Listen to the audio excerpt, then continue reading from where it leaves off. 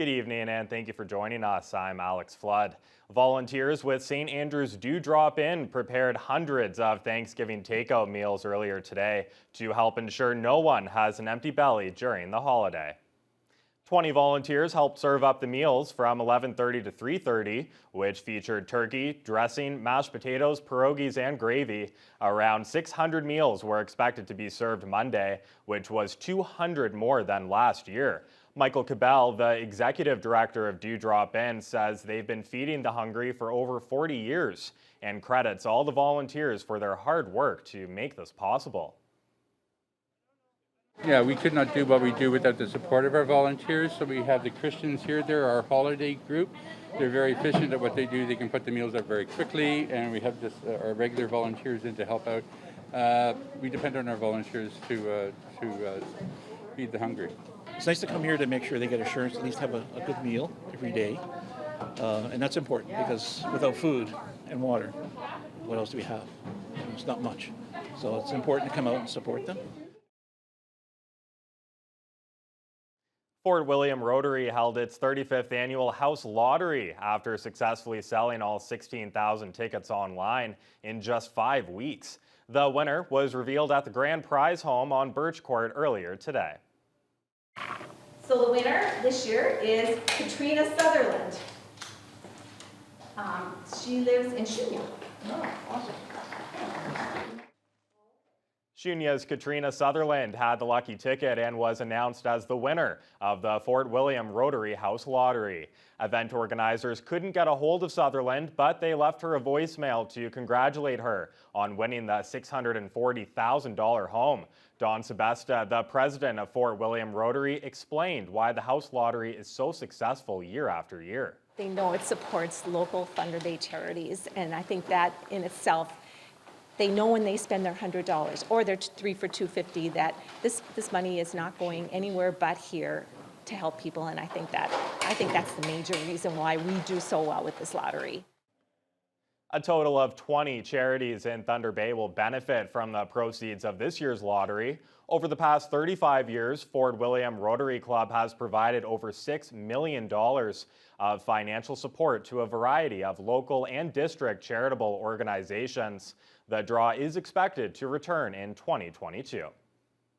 And Thunder Bay Fire Rescue is looking for input from the public as it reviews the backyard fire permit process after receiving a small number of complaints. Fire Prevention Captain Kevin Anderson says the point of the review is to give the public a voice if they desire changes to the current system. Anderson doesn't anticipate major changes, saying fire service has over 8,000 permit holders, but very few complaints over backyard burning. He believes measures currently in place help ensure those permit holders burn safely. There's rules and regulations right now where they're only allowed to be 3 feet wide, so it's always small. There's never been any fires caused by them, but every fire is going to create some type of smoke. So the rules are they have to be clean, dry wood, so it's the least amount of smoke as possible. A survey is available in the Get Involved section of the city's website. Results from the survey will be presented to City Council on November 15th. And the launch of a new after-school youth program at Minnesota Park has been a huge success so far. Staff from the city's Youth Inclusion and Youth Move programs partnered to bring recreational programming to youth in that area, aged 10 to 24. Danielle Bain has the story.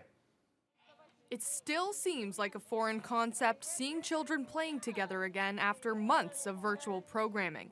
But with restrictions loosened, the Children, Youth, and Strategic Initiatives Program Supervisor Nina Archon says that right now, youth programming is more important than ever.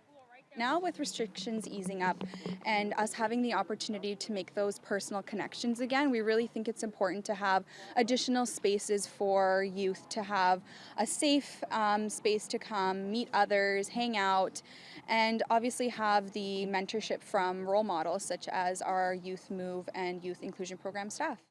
The program will provide an array of activities ranging from sports to arts and crafts, cultural awareness, and various life skills. Local teen Gabriel Niitanen was enjoying the day with friends and shared how good it felt to be there. Really good, because I always hang out with my friends just walking around. Really excited to check out in there and see the pool table. Love pool and been trying to look for a good spot to play. Really excited to come here again.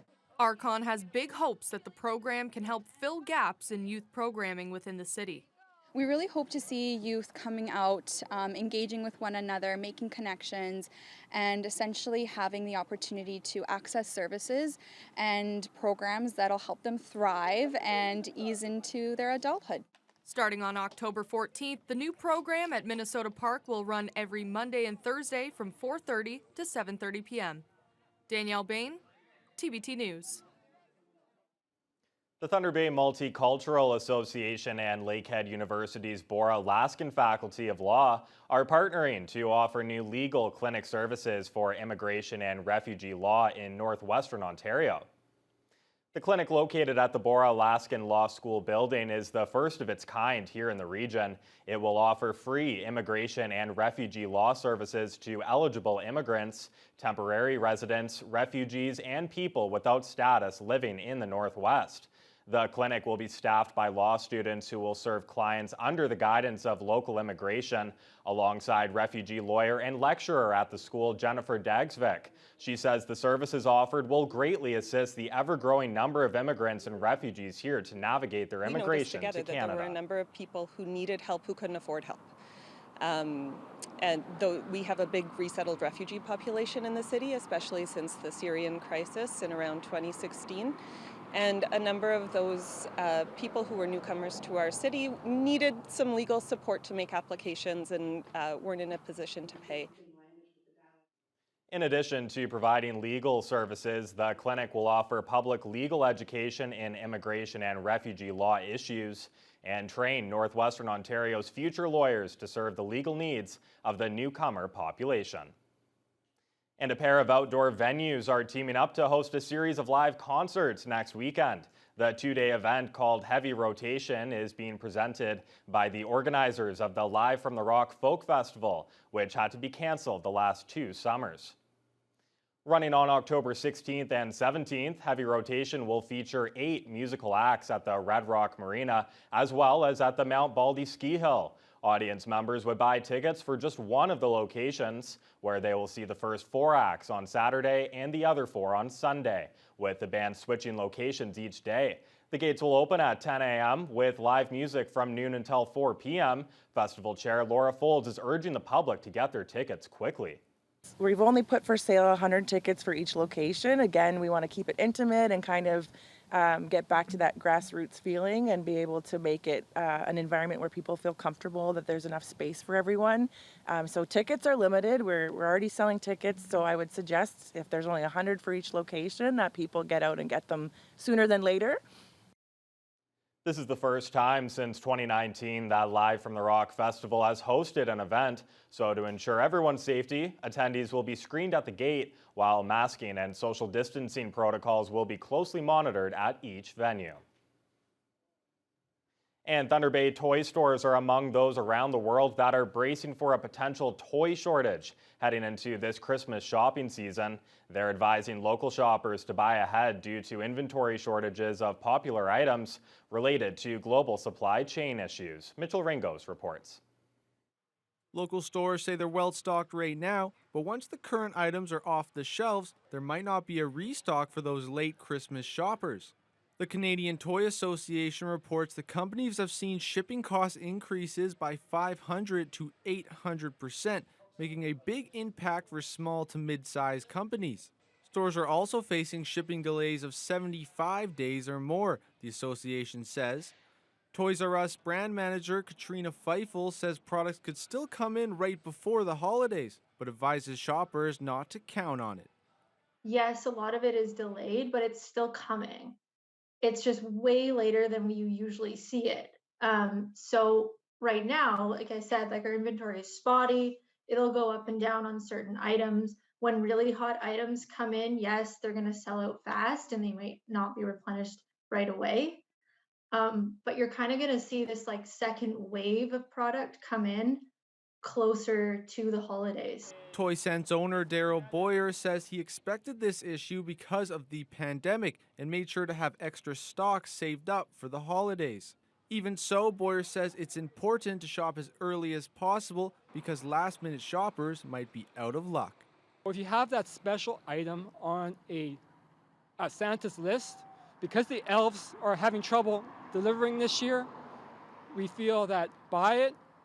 If a child changes their mind, then okay, bring it back and try and find something else. But it's essential to buy early.